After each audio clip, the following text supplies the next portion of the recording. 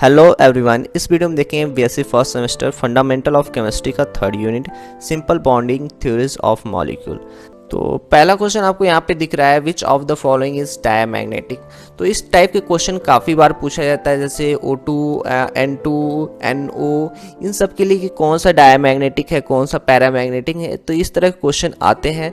तो देखो यार, यहाँ पे आप कैसे करोगे सॉल्व इसको। तो सबसे पहले आपको लिखना पड़ेगा यहाँ पे मॉलिक्यूलर ऑर्बिटल कॉन्फ़िगरेशन, और फिर उसमें इलेक्ट्रॉन को भरोगे। अगर पेयर्ड इलेक्ट्रॉन आ रहे हैं तो वो डायमैग्नेटिक होगा, अनपेयर्ड इलेक्ट्रॉन होंगे तो पैरामैग्नेटिक होगा। ठीक है, तो इसे आप सॉल्व करना और देखना इसका क्या आता है answer.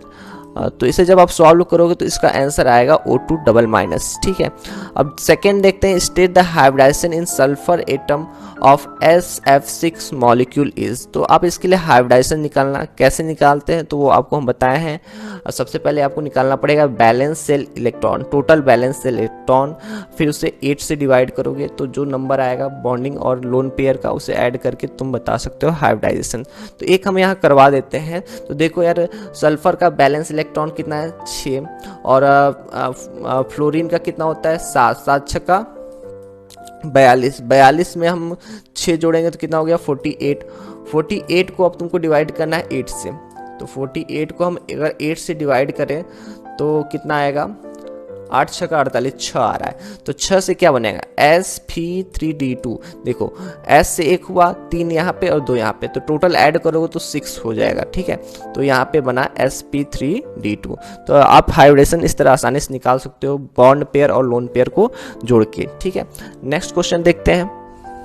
Question number 3, which of the following compound is covalent. ठीक है, तो इस तरह का क्वेश्चन काफ़ी बारी पूछा जाता है कि कोवैलेंट कंपाउंड कौन सा है, आयनिक कंपाउंड कौन सा है, किसका मेल्टिंग पॉइंट ज़्यादा है, किसका कम है, सॉल्युबिलिटी किसका ज़्यादा है, किसका कम है। तो इस तरह कई सारे क्वेश्चन हो सकते हैं ऑब्जेक्टिव। तो सबका ट्रिक हम बताते हैं। सबसे पहले आपको आना चाहिए फजांस रूल। ठीक है, अगर आपको फजांस रूल आता है तो उससे आप बता सकते हो कि कोवैलेंट कैरेक्टर किसका ज़्यादा हो, किसका कम होगा। जिसका कोवैलेंट कैरेक्टर ज़्यादा होता है उसका आयनिक कैरेक्टर कम होता है, याद रखना। कोवैलेंट कैरेक्टर ज़्यादा तो आयनिक कैरेक्टर कम होगा, और आयनिक कैरेक्टर अगर ज़्यादा होता है तो वो सॉल्युबल होता है, सॉल्युबिलिटी ज़्यादा होगी, और आयनिक कैरेक्टर कम है तो सॉल्युबिलिटी कम होगी। ठीक है, तो और मेल्टिंग पॉइंट में क्या होता है, आयनिक कंपाउंड जो है वो काफ़ी स्ट्रॉन्गर बॉन्ड्स होते हैं, इसलिए इसका जो मेल्टिंग पॉइंट जो है हाई होता है, यानी जिसमें आयनिक कैरेक्टर ज़्यादा होगा उसका मेल्टिंग पॉइंट ज़्यादा होगा। ठीक है, तो ये सारी चीज़ें एक दूसरे से लिंक है, तो इसे आप याद रखना। तो अभी हमसे पूछा जा रहा है कि उसका कोवैलेंट कैरेक्टर ज़्यादा होगा, तो कोवैलेंट कैरेक्टर HCl का ज़्यादा होगा, क्योंकि आपको पता है फजांस रूल में, फजांस रूल कहता है कि जो कैटायन होता है उसे स्मॉलर होना चाहिए और एनायन को जो है बिगर होना चाहिए। तो यहाँ पे देखो एनायन सारे सेम है, Cl जो है सब में सेम है, यहाँ पे कैटायन अलग अलग है। उसमें सबसे स्मॉलर कौन सा है, हाइड्रोजन है। तो अगर कैटायन स्मॉलर है तो उसका कोवैलेंट कैरेक्टर ज़्यादा होगा। ठीक है, नेक्स्ट है पेयर हैविंग सिमिलर ज्योमेट्री। तो आपने वेस्फर थ्योरी पढ़ा होगा, तो इसमें जो सी ऑप्शन देख रहे हो इसमें दोनों का ही जो है ज्योमेट्री टेट्राहेड्रल आ रहा है। ठीक है, तो इसलिए ये जो है सी ऑप्शन इसमें करेक्ट होगा। अब देखते हैं next question. Question number 5, which shows bond order of 3। तो इसमें पूछा जा रहा है किसका बॉन्ड ऑर्डर 3 होगा। तो बॉन्ड ऑर्डर निकालने का आपको हमने 2 तरीका बताया था। एक जो है बुक में जो दिया रहता है वो थोड़ा लॉन्ग पड़ता है कि हम बॉन्डिंग इलेक्ट्रॉन्स में से एंटी बॉन्डिंग इलेक्ट्रॉन को माइनस करके 2 से डिवाइड करें। तो इसमें आपको MO कॉन्फ़िगरेशन लिखने की ज़रूरत पड़ती है, जो कि थोड़ा सा डिफिकल्ट हो जाता है। एक शॉर्टकट मेथड भी है जिससे आप इसे कर सकते हो।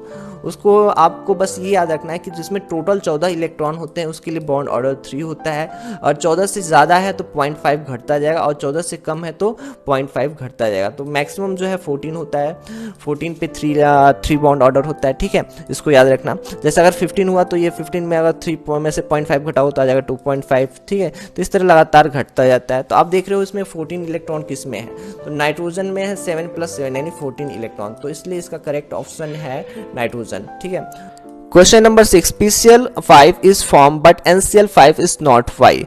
तो इसमें पूछा जा रहा है PCl5 तो बन जाता है पर NCl5 नहीं बनता है, इसका रीजन पूछा जा रहा है। तो इसका सिंपल सा रीजन है कि PCl5 में जो फास्फोरस उसमें d ऑर्बिटल है, नाइट्रोजन के पास कोई भी d ऑर्बिटल नहीं होता है, इसकी वजह से PCl5 पाया जाता है, NCl5 नहीं पाया जाता है। ठीक है, तो इस रीजन को आप लिख लेना यहाँ पे। अब देखते हैं नेक्स्ट क्वेश्चन।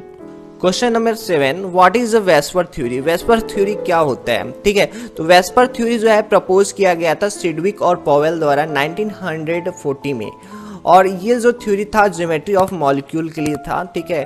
और अकॉर्डिंग टू दिस थ्योरी जो है सेंट्रल एटम पे जो पेयर ऑफ इलेक्ट्रॉन होते हैं, ये वो या तो बॉन्ड पेयर हो सकते हैं या फिर लोन पेयर हो सकते हैं। तो ये जो है मैक्सिमम स्पेस में मैक्सिमम डिस्टेंस पे होना चाहते हैं, यानी कि दूर दूर होना चाहते हैं जिससे कि रिपल्सन कम हो सके, ठीक है। यही था वेस्पर थ्योरी। तो जो पेयर ऑफ इलेक्ट्रॉन्स है वो क्या होते हैं, स्पेस में फार अवे लाई करते हैं जिससे उसमें ऑफ रिपल्सन कम हो सके, ठीक है। तो यही इनका कॉन्सेप्ट था, ठीक है। और इन्होंने बताया था कि जो लोन पेयर रिपल्सन है वो सबसे ज़्यादा होता है, लोन पेयर बॉन्ड पेयर जो है थोड़ा सा कम होता है, और बॉन्ड पेयर सबसे कम होता है।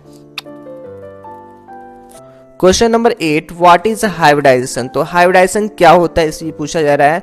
तो आपको पता है hybridisation is the process in which two atom of about of same energy hybrid together and form number of orbitals which are same in size and energy.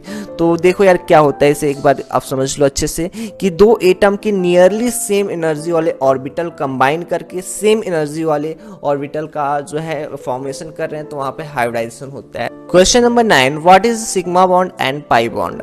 अगर ऑर्बिटल हेड ऑन कोलिजन होता है, अगर दो orbital overlap कर रहे हैं, अगर उनका हेड टू हेड ओवरलैपिंग हो रहा है तो वहां पे सिग्मा बॉन्ड बनता है। वहीं अगर साइड वाइज ओवरलैपिंग हो रहा है तो पाई बॉन्ड बनता है, ठीक है। तो इसे आप राइट करना। 10वां क्वेश्चन है व्हाट इज बॉन्ड ऑर्डर। तो बॉन्ड ऑर्डर क्या होता है, तो आपको पता है बॉन्डिंग मॉलिक्यूलर इलेक्ट्रॉन में से हम एंटी बॉन्डिंग मॉलिक्यूलर इलेक्ट्रॉन को घटा के 2 से डिवाइड कर देते हैं तो बॉन्ड ऑर्डर आ जाता है, ठीक है। तो bond order is the half of the difference of the total bonding electron and anti bonding electron, ठीक है। तो इसे आप लिख सकते हो बॉन्ड ऑर्डर में, ठीक है।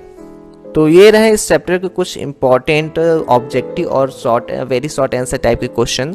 अब जो है आपको लेवल 2 और लेवल 3 आपको देखने को मिलेगा, जिसमें कि आपको कुछ शॉर्ट आंसर और लॉन्ग आंसर टाइप के क्वेश्चन रहेंगे जो कि एग्जाम के लिए बहुत ही इंपॉर्टेंट रहेंगे। अगर वो वीडियोस आप चाहते हो कि आपके पास पहुंच सके तो चैनल को सब्सक्राइब करना, वीडियो को लाइक करना और जो है बेल नोटिफिकेशन को भी ऑन रखना, जैसे ही वीडियो अपलोड हो आपके पास नोटिफिकेशन जा सके, ठीक है।